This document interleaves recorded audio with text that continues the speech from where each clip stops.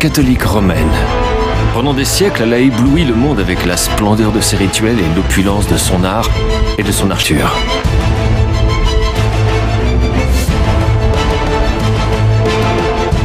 Aujourd'hui, elle rassemble 1,2 milliard de catholiques.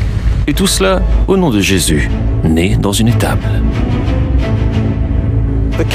L'Église catholique du XXIe siècle est une puissance financière mondiale.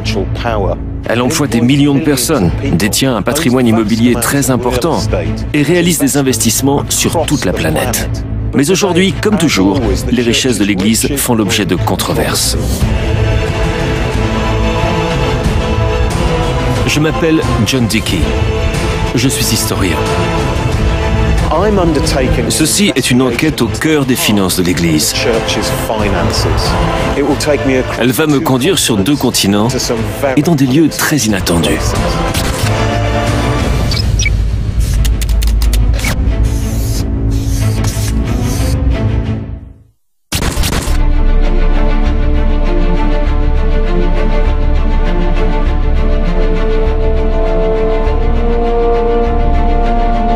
Durant ces dernières années, un flux apparemment incessant de scandales financiers a frappé le cœur de l'Église catholique. En Allemagne, un évêque a dépensé 31 millions d'euros pour rénover sa résidence diocésaine. Le président de la Banque du Vatican a été mis en examen. Même le majordome de l'ancien pape a ajouté son grain de sel, en rendant public des documents prouvant l'existence de conflits d'argent dans la hiérarchie de l'Église. Les scandales financiers ont donné l'image d'une église sur la défensive, en proie à de nombreuses attaques.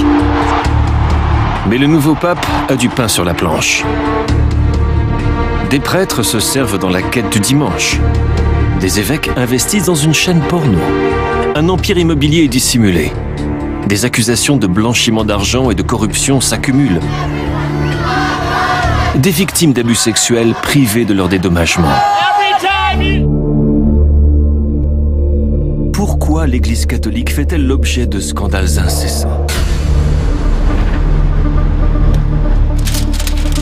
Lorsqu'on parle d'argent, il n'y a guère d'exemple qui ait procuré davantage de soucis à l'Église que l'affaire de l'IOR, la Banque du Vatican. L'arrestation d'un prêtre en juin 2013 souligne les anomalies d'une institution qui a souvent fait l'objet de fortes critiques. Depuis sa création, en 1942, la Banque du Vatican a servi de banque offshore en plein cœur de Rome.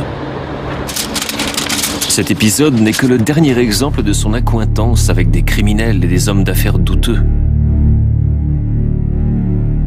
L'homme qui se trouve au centre de cette dernière affaire est un prêtre, appelé Nunzio Scarano. Ici, il est connu sous le nom de Monseigneur 500 €.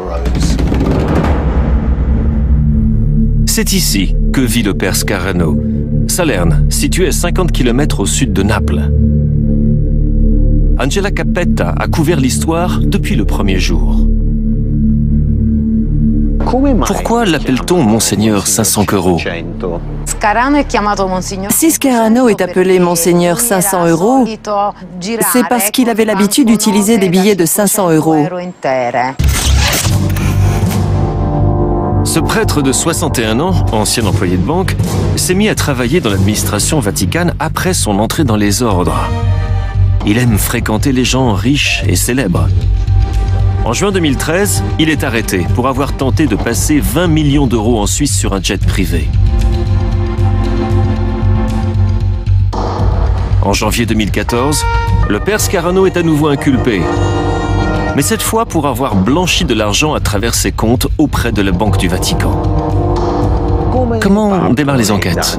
Tout a commencé avec un vol dénoncé par Monseigneur 500 € à l'intérieur de son habitation, où il avait des tableaux d'une valeur considérable. Un Chagall, un moule du crucifix de Bernini, le tout pour une valeur estimée entre 5 à 6 millions d'euros.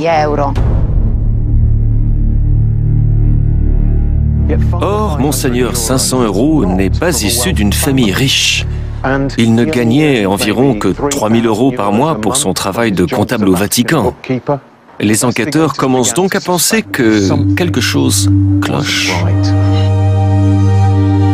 abbiamo praticamente evidenziato che ci sono una serie di società fantasma, alcune delle quali ghost perché sconosciute, altre praticamente che sono società facenti riferimento a paradisi fiscali, quindi non tracciabili dal punto di vista giuridico, una serie di versamenti periodici che assolutamente non possono essere considerati come donazioni e che vengono mascherati come donazioni, il tutto per un importo pari a circa 6,5 milioni di euro. Les enquêteurs ont examiné les comptes du père Scarano à la Banque du Vatican. Dans l'un d'entre eux, appelé Fonds pour les personnes âgées, ils ont découvert des millions d'euros provenant de prétendues donations entre 2003 et 2013. Très peu de cet argent semblait parvenir au vieillard de Salerne. Monseigneur Scarano reçoit beaucoup d'argent, des millions d'euros de la part d'une famille d'armateurs, les D'Amico, originaires de la même ville que lui, Salerno. C'est un fait. L'autre fait est que les D'Amico gèrent un empire qui a des sociétés un peu partout dans le monde et que certaines sommes, même une grande partie de cet argent qui va à Scarano, provient de sociétés offshore. Et on a voulu faire transiter cet argent par l'IOR, qui justement permet de faire entrer de l'argent, sans qu'il y ait trace de sa provenance, en Italie ou de toute façon dans le système bancaire européen. Très simplement, voici comment on pourrait blanchir son argent à travers la Banque du Vatican. D'abord, trouver un ami qui a le droit d'ouvrir un compte dans cette banque. Puis, avec cet ami, créer une association caritative, disons une fondation pour des historiens sans le sou, et ouvrir un compte. Verser les donations, de préférence en liquide. Il s'agit de donations, qui donc demandera des comptes? Voici l'astuce. La Banque du Vatican détient des comptes de correspondance dans des banques de proximité pour ses clients en Italie et à l'étranger. Il suffit de transférer son argent sur l'un de ces comptes et, à condition que la banque de correspondance ne pose pas trop de questions sur un virement provenant de la Banque du Pape, il n'y aura aucun moyen de remonter jusqu'à l'origine de l'argent. Puis on transfère à nouveau l'argent sur son compte personnel et l'argent est aussitôt blanchi. Ensuite, on dépense son argent comme on le souhaite, ou comme l'a apparemment fait Monseigneur 500 €, en achetant des œuvres d'art et un appartement de 17 pièces. L'une des difficultés de la Banque du Vatican réside dans le fait que ce n'est pas une banque comme les autres. Dans une banque classique, toute personne qui passe dans la rue et qui a 10 $ en poche peut ouvrir un compte. Pour la Banque du Vatican, seules des entités bien précises peuvent le faire. Il faut être un ordre religieux ou un diocèse. Il faut avoir le droit d'ouvrir un compte. Après avoir passé cette sélection, la Banque du Vatican se comporte vis-à-vis du client comme s'il était l'un des leurs, un membre de la famille. Et du coup, il est malvenu d'enquêter sur la provenance de l'argent ou sur son utilisation. Mais tout cela pourrait vite appartenir au passé. Depuis le 11 septembre 2001, les inquiétudes concernant le financement du terrorisme international ont fait de la lutte contre le blanchiment une priorité internationale. Une des zones d'ombre est certainement celle des fondations qui peuvent couvrir l'utilisation d'argent. Au mieux encore, des mouvements d'argent sans lien avec leur but institutionnel.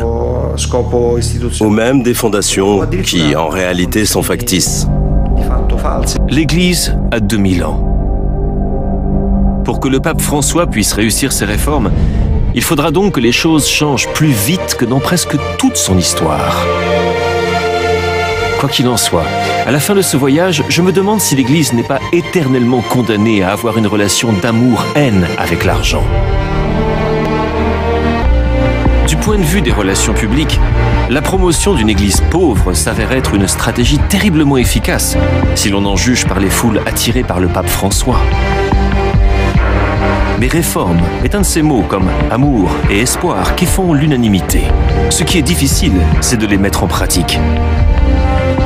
Tout populaire qu'il soit, si le pape François n'arrive pas à régler les controverses liées à l'argent, presque rien d'autre n'aura d'importance dans sa papauté.